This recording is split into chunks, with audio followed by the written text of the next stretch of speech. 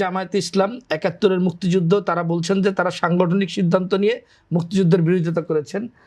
তাদের পক্ষ থেকে ৭১-এর শহীদদের শ্রদ্ধা জানানোকে আপনি কিভাবে দেখেন এবং একই সঙ্গে নারীদের কর্মঘণ্টা কমানোর আয়োজনকে আপনি কিভাবে দেখেন?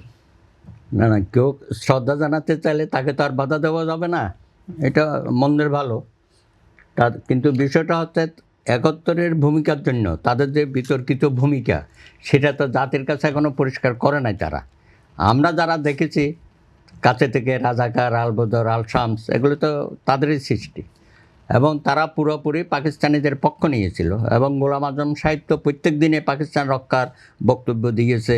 করোনা বা যে কোনো ভাইরাসের এগেইনস্টে ফাইট মানি ব্যাকট্রলের লেফট রাইট। হ্যাঁ, এই সমস্ত বাহিনীগুলো সংগঠিত করার ক্ষেত্রে উনি প্রধান হিসাবে দায়িত্ব পালন করেন। হ্যাঁ, তো তাদের দ্বারা যে বাঙালি কিভাবে নির্যাতিত হয়েছে, নিপীড়িত হয়েছে এবং গণহত্যার মধ্যে তারা কিভাবে সম্পৃক্ত ছিল, গ্রামে গঞ্জে আগুন দিয়ে পুড়িয়ে দেওয়ার ক্ষেত্রে তারা কিভাবে পথ দেখিয়ে নিয়ে গেছে পাক বাহিনীকে, এগুলো তো আমরা চোখের সামনে, এগুলো তো আমরা দেখেছি। তারপরেও আমি বলবো, আজকে ৫৪ বছর পরে আবার নতুন করে এই কথাগুলো আমাদের বলতে হচ্ছে কারণ তারা এখন দেশে একটা অন্যতম শক্তি হিসাবে নিজেদেরকে দাবি করছে। এই দাবি করতে গিয়ে তারা হয়তো অনেক কিছু কম্প্রোমাইজ করার চেষ্টা করতেছে। আমি বলছি যে এগুলো কম্প্রোমাইজ, এটা আদর্শিক জায়গা। তুমি পাকিস্তানের সময় পাকিস্তানের বিরোধিতা করেছো, ৭১-এ বাংলাদেশের মুক্তিযুদ্ধের বিরোধিতা করেছো, এরপরে তুমি বিভিন্ন সময় গুপ্তভাবে বিভিন্ন রাজনৈতিক দলের সাথে সম্পৃক্ত হয়ে গেছো, আওয়ামী লীগ, বিএনপি, হ্যাঁ, এমনকি তারা ৮৬-তে ইয়েতে চলে গেল, আওয়ামী লীগের সাথে নির্বাচনে চলে গেল। তো এগুলো নানানভাবে আমাদের সমাজে বক্তব্য আসছে। অর্থাৎ জামাতের ভূমিকাটা বরাবরই বিতর্কিত। এখন আমরা চেয়েছিলাম যে তারা বিতর্কের ঊর্ধ্ব থেকে বাংলাদেশের রাজনীতিটা করুক। বিগত দিনে তারা যখন অত্যাচার নিপীড়নের শিকার হয়েছিল, তখন কিন্তু আমরা তাদের পক্ষে বলেছিলাম যে এই প্রজন্ম তো আর মুক্তিযুদ্ধ দেখে নাই, তো তাদের ছেলে মেয়েদের উপর কেন নানা রকম অত্যাচার হবে, হ্যাঁ, বিভিন্ন প্রতিষ্ঠানে এইসব কথা বলেছি। তারা কি নাগরিকত্ব হারাবে? জামাতের ঘরের ছেলে মেয়েরা, নাতিপুতিরা, এইসব কথা কিন্তু তখন বলেছি। কিন্তু দেখছি যে না, মন মানসিকতা তাদের সেই পরিবর্তনটা হয় নাই। এখন যে রাজনীতিটা করছে, সে আবার পুরানো দাসের রাজনীতিতে ফিরে যাচ্ছে। মহিলাদের সম্পর্কে, নারীদের সম্পর্কে যেসব বক্তব্য তাদের নেতারা দেয়, এখনও দিয়েই যাচ্ছে। এখন হ্যাঁ, ওনার পক্ষ থেকেও নানানভাবে বিতর্কিত বক্তব্যগুলো উপস্থাপন করা হচ্ছে।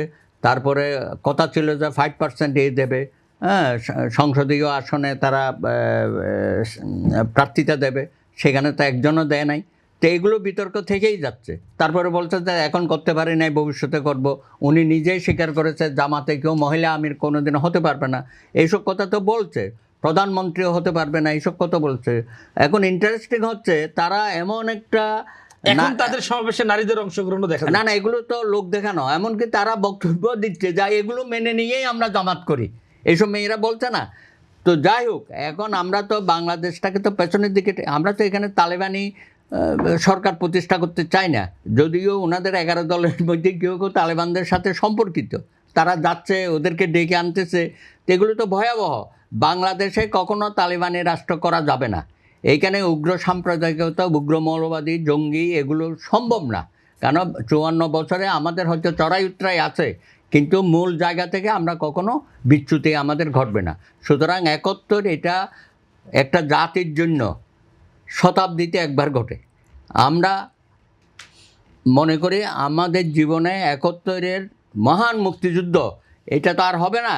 এবং এই স্বাধীনতা আমরা পেয়েছি, স্বাধীনতা রক্ষা করতে হবে, সার্বভৌমত্ব রক্ষা করতে হবে, এবং পরম্পরায় যে আন্দোলনগুলো হয়েছে এবং সর্বশেষ ২৪-এর গণ আন্দোলন, এটাকেও আমরা ধারণ করে দুইটার সংমিশ্রণে বাংলাদেশ সামনের দিকে যাবে। জামাত যদি সেই পথে না যেতে পারে, জনগণ সেটা বিচার করবে।